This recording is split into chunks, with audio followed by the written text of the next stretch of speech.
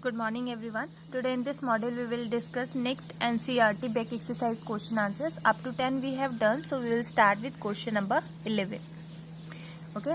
So our question number 11 is two objects each of mass 1.5 kg. दो object है हमारे पास, दोनों का मास कितना है 1.5 kg है. Are moving in the same straight line, लेकिन अपोजिट डायरेक्शन में मूव कर रहे हैं.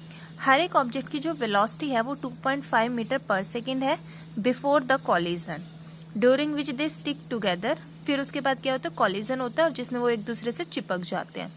What will be the velocity of the combined object after collision. ठीक है, दो ऑब्जेक्ट हैं जिनका मास ये है, दोनों की वेलोसिटी ये है, फिर उनमें कॉलिजन होता है, कॉलिजन के बाद वो अलग होते हैं, तो हमें वो वेलोसिटी निकालनी है जिसके बाद वो कंबाइन होकर मूव करते हैं. ठीक है, तो दोनों का मास सेम है, मीन्स अगर m1 is equal to m2 लेते हैं, कितना गिवन था 1.5 किलोग्राम. ठीक है, उनकी जो स्टार्टिंग में जब वो मूव कर रहे थे तो दोनों की वेलोसिटी क्या थी, इनिशियल वेलोसिटी सेम थी 2.5 मीटर पर सेकेंड. ठीक है, उसके बाद वो कॉलिजन करते हैं, कोलाइड करते हैं, कोलाइड करने के बाद कंबाइन हो जाते हैं और उसके बाद जो वो मूव करते हैं तो इनकी जो कंबाइंड वेलोसिटी है वो हमें निकालनी है. ओके, अब एक चीज देखिए, ये वाली चीज पे ध्यान करिए कि जिस स्ट्रेट लाइन में मूव कर रहे हैं बट अपोजिट डायरेक्शन में. व्हाट डज इट मीन कि जो दो बॉल हैं वो इधर और एक इधर डायरेक्शन में मूव कर रही है, मीन्स दोनों की दोनों क्या कर रही है, सेम स्ट्रेट लाइन है बट अपोजिट डायरेक्शन में मूव कर रही है और थोड़ी देर के बाद आकर कोलाइड करती है. ठीक है, तो अगर जो u1 और u2 है ये आपस में क्या है, इक्वल तो है लेकिन इनकी डायरेक्शन क्या है, opposite, then we will use minus sign here. ठीक है, किसी भी एक के लिए अगर हम u1 को 2.5 मीटर पर सेकेंड कंसीडर करते हैं तो u2 हमारा नेगेटिव होगा, और अगर हम u2 की वैल्यू ये लेते हैं तो u1 हमारा नेगेटिव होगा. हम कोई भी एक वैल्यू किसी भी एक के लिए कंसीडर कर सकते हैं. ओके, अब हमें क्या करना है, कंबाइंड वेलोसिटी निकालनी है. तो हमारे पास एक होता है conservation of linear momentum, m1 u1 plus m2 u2 is equal to m1 v1 plus m2 v2. ठीक है, ये तो हमारे पास अलग अलग है लेकिन ये हमारे पास क्या है, कंबाइन है. तो हम क्या करेंगे, कंबाइन मतलब दोनों का मास क्या हो गया, ऐड हो गया. तो ये आ गया m1 u1 plus m2 u2 is equal to m1 plus m2 कर दिया तो कंबाइन हो गया, और क्योंकि दोनों की कंबाइन वेलोसिटी है तो उसको v1 v2 से डिनोट ना करके हम किससे डिनोट करेंगे, खाली v से डिनोट करेंगे. तो ये वाली चीज हम कैंसिल कर देते हैं, इससे समझाने के लिए है, आंसर में ये कंसीडर नहीं होगा. After it we will put values of m1 1.5, u1 की वैल्यू 2.5 प्लस 1.5 u2 की वैल्यू माइनस 2.5, 1.5 प्लस 1.5 v हमें क्या करना है, फाइंड आउट करना है. तो ये वाली वैल्यू अपॉन में आ जाएगी 3, 1.5 प्लस 1.5 क्या हो जाएगा 3. ठीक है, आज जब हम इसको सॉल्व करेंगे तो हमारे पास जो वैल्यूज है, देखिए सीधी सी यहाँ से आपको बिल्कुल आराम से दिखाई दे पा रहा होगा. 1.5 को आप 2.5 से मल्टीप्लाई करेंगे तो कुछ पॉजिटिव में वैल्यू आएगी, कुछ भी वैल्यू आप कंसिडर कर सकते हैं. यहाँ पर 1.5 को माइनस 2.5 से करेंगे तो ये सेम वैल्यू आएगी लेकिन नेगेटिव आएगी. पॉजिटिव और नेगेटिव कैंसिल होकर क्या आ जाएगा, 0. तो यहाँ से सीधा v की वैल्यू क्या आ गई, 0. ठीक है, आप इसको सॉल्व करके भी देख सकते हैं अगर कोई डाउट है तो. Let us move towards next question, that is question number 12. This is a very important concept of Newton third law of motion. Question क्या है, according to third law of motion when we push an object the object pushes back with equal and opposite force. obviously according to Newton third law कि जब हम किसी object को push कर रहे हैं तो वो भी हमें इक्वल और अपोजिट फोर्स से पुश करता है. अगर जो ऑब्जेक्ट है वो मासिव ट्रक है that is parked along a road side, then it will not move. obviously it will not move because it is parked along a roadside. A student justifies this by answering that, student ने एक answer दिया कि ये क्यों नहीं move कर रहा है, because two opposite and equal forces cancel each other. क्योंकि जो अपोजिट और इक्वल फोर्सेस लग रहे हैं वो एक दूसरे को कैंसिल कर देते हैं, इसलिए वो रेस्ट में रहता है. क्या ये रीजन सही है, नहीं है तो सही बताइए. देखिए, एक चीज हमेशा याद रखना कि जब भी फोर्स लगती है, सपोज ये ट्रक है, ठीक है, जो कि रोड साइड पार्क है, जब ये ट्रक मूव करेगा किसी डायरेक्शन में तो जो फ्रिक्शनल फोर्स लगती है वो अपोजिट डायरेक्शन में लगती है, और अगर इसको कांस्टेंट वेलोसिटी से मूव कर रहा है तो ये दोनों फोर्सेस क्या होनी चाहिए, इक्वल होनी चाहिए, ताकि ये दोनों एक दूसरे को कैंसिल आउट कर सकें और ये क्या करे, एक पर्टिकुलर वेलोसिटी से मूव कर पाए। लेकिन ये कैंसिल आउट नहीं कर पाएंगी। ठीक है, कैंसिल आउट क्यों नहीं कर पाएंगी, देखिए अगर इस ऑब्जेक्ट के ऊपर एक फोर्स इस डायरेक्शन में लग रही है और एक फोर्स इस डायरेक्शन में लग रही है तो ये आपस में कैंसिल कर पाएंगी। लेकिन अभी जो फोर्स लग रही है, ट्रक अगर मूव कर रहा है तो वो इस डायरेक्शन में मूव कर रहा है, ठीक है, लेकिन जो दूसरी अपोजिट फोर्स है वो कौन लगा रहा है, ग्राउंड लगा रहा है, ग्राउंड ट्रक पे लगा रहा है, और जो मूव कर रहा है वो ट्रक ग्राउंड पे लगा रहा है। ठीक है, मतलब एक फोर्स ट्रक पे लग रही है, एक फोर्स ग्राउंड पे लग रही है, जो फोर्सेस हैं वो अलग अलग ऑब्जेक्ट पे लग रही हैं। ओके, हम क्या कहते हैं कि एक जो ऑब्जेक्ट है वो हमारा रेस्ट में ही रहेगा, कब, जब 5 न्यूटन की फोर्स इसके ऊपर यहां से लग रही है और 5 न्यूटन की फोर्स से यहां पर कोई से पुश कर रहा है, तो एक ही ऑब्जेक्ट पे दोनों फोर्स लग रहे हैं जो कि इक्वल भी है, अपोजिट भी है, तो इसकी स्टेट चेंज नहीं होगी। लेकिन इस केस में एक फोर्स जो ट्रक लगा रहा है वो ग्राउंड पे लगा रहा है, और जो ग्राउंड लगा रहा है फ्रिक्शनल फोर्स वो ट्रक पे लगा रहा है। ऑब्जेक्ट दो हैं, ठीक है, और फोर्सेस भी अलग अलग ऑब्जेक्ट पे लग रही हैं, तो ये कभी भी एक दूसरे को कैंसिल नहीं कर पाएंगी। तो अगर आपके पास क्वेश्चन आता है कि जो थर्ड लॉ ऑफ मोशन है, इक्वल एंड अपोजिट फोर्स लगती है, तो क्या वो फोर्सेस एक दूसरे को कैंसिल करती है, then the answer is no, क्योंकि वो कैंसिल नहीं कर पाएंगी। क्यों नहीं कर पाएंगी, क्योंकि वो अलग अलग ऑब्जेक्ट पे लग रही है। फोर्स तभी कैंसिल हो पाएंगी जब वो सेम ऑब्जेक्ट पे लगेंगी। Okay, that is the answer. Let us move towards our next question. देखिए, A hockey ball of mass 200 gram travelling at 10 metre पर सेकेंड। एक हॉकी बॉल है जिसका मास क्या है, 200 ग्राम। तो मास हमने ले लिया 200 ग्राम, लेकिन हम एसआई यूनिट में कन्वर्ट करते हैं तो 1000 से डिवाइड करके हमने इसको किलोग्राम में कन्वर्ट कर लिया, और वो ट्रैवल कर रही है 10 मीटर पर सेकेंड से। ठीक है, तो ये वेलोसिटी हो गई। is struck by a hockey stick so as to return it along its original path with a velocity of 5 metre पर सेकेंड। ठीक है, अब यहाँ पे वेलोसिटी हमें 2 दे दी, तो हमें क्या फाइंड आउट करना होगा, और ये दोनों वेलोसिटी किसकी है, बॉल की है। एक ऑब्जेक्ट की जब 2 वेलोसिटी होती है तो उसमें एक इनिशियल होती है, एक फाइनल होती है।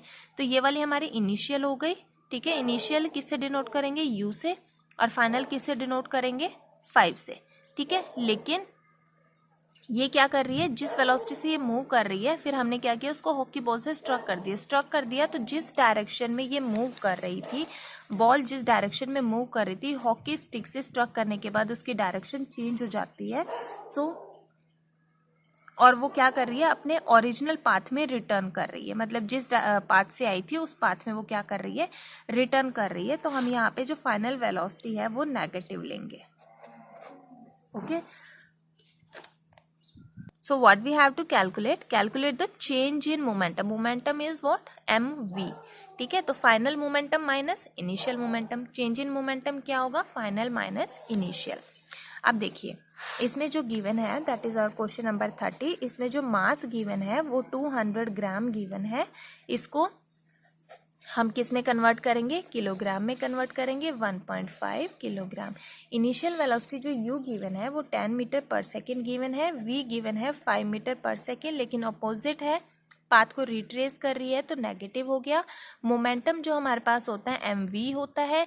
इनिशियल मोमेंटम p1 mu हो जाएगा, फाइनल मोमेंटम p2 mv हो जाएगा, और चेंज इन मोमेंटम जो होगा वो फाइनल माइनस इनिशियल होगा। तो फाइनल हमारे पास mv है माइनस mu हो जाएगा। ठीक है, m हमारा कॉमन आ गया क्योंकि एक ही बॉल है, मास चेंज नहीं होगा, v माइनस u हो गया। m की वैल्यू हमारे पास है 1.5, v की वैल्यू है -5, माइनस u की वैल्यू है 10। ठीक है, तो ये -15 हो गया, ये आ गया हमारे पास -15/5, कट होकर वैल्यू आ गई -3, और वैल्यू किसकी आई है, ये मोमेंटम की आई है। मोमेंटम में मास की जो एसआई यूनिट है वो किलोग्राम, और वेलोसिटी की एसआई यूनिट मीटर पर सेकेंड। ठीक है, तो ये आ गया -3 किलोग्राम मीटर पर second. This is change in momentum.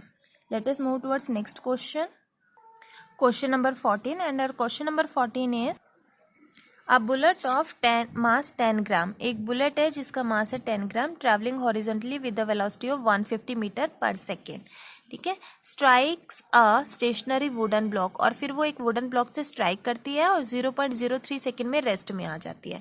तो इनिशियल वेलोसिटी उसकी 150 मीटर पर सेकेंड हो गई, फाइनल वो रेस्ट में आ रही है तो 0 हो गई। Calculate the distance of penetration of the bullet, मतलब जब वो वुडन ब्लॉक से टकरा रही है तो उसने कितना उसको पेनिट्रेट किया, वो हमें डिस्टेंस निकालना है S, and calculate the magnitude of force, force निकालनी है जो कि बुलेट ने वुडन ब्लॉक के ऊपर लगाई है। सो हमें गिवन क्या क्या है, हमें गिवन है मास है 10 ग्राम, तो ऐसा यूनिट में कन्वर्ट करेंगे, 10 अपॉन में 1000 किलोग्राम, 1/100 किलोग्राम, ठीक है।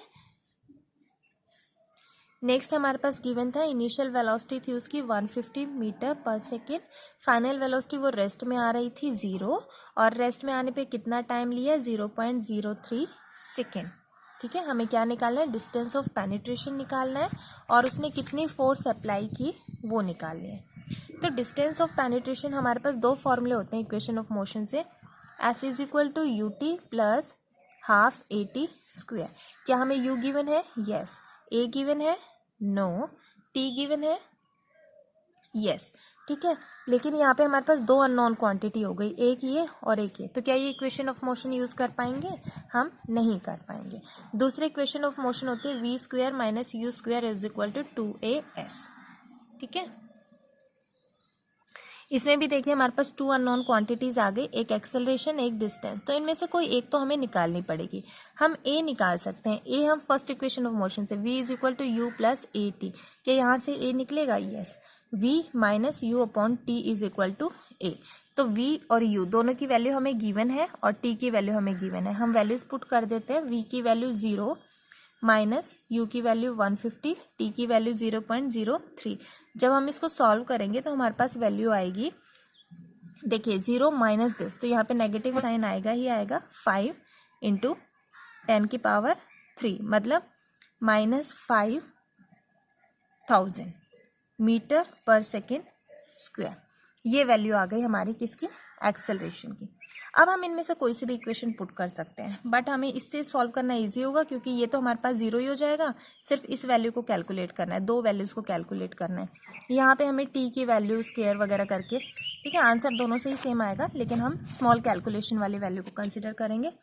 V square minus u square is equal to 2as, निकालना क्या है s, v square minus u square upon 2a, इसकी वैल्यूज पुट कर देंगे, 0 माइनस 150 का square upon 2 minus acceleration minus 10, ठीक है।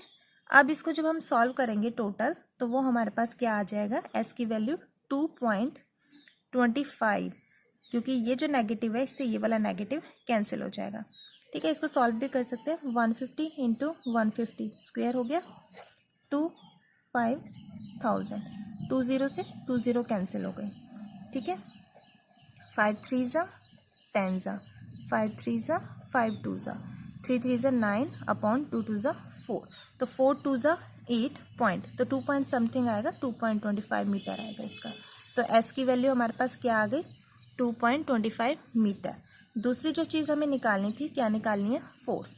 तो फोर्स हमारे पास होती है मास इंटू एक्सेलरेशन, मास कितना गिवन है 1/100, ठीक है, इंटू एक्सेलरेशन कितना हो गया, एक्सेलरेशन है माइनस के 5000, माइनस के 5000, 20 से 20 cancel, sorry, mass into acceleration, mass था 1/100 और एक्सेलरेशन थी माइनस का 5000, तो माइनस 5000, 20 से 20 कैंसिल, तो वैल्यू क्या आ गई, -50 न्यूटन, ठीक है। ये हमारे पास फोर्स आई है क्योंकि हम अपोजिट लगा रहे हैं, हमें उसको स्टॉप, जो बुलेट है वो क्या हो रही है, स्टॉप हो रही है, ठीक है। लेकिन अगर हमें खाली फोर्स का मैग्नीट्यूड निकालना हो, क्योंकि हमें क्वेश्चन में दिया गया है we have to calculate the magnitude of the force, तो मैग्नीट्यूड यहाँ पर क्या है, मैग्नीट्यूड हमारे पास है 50, तो magnitude of force is 50 newton, we are not talking about direction.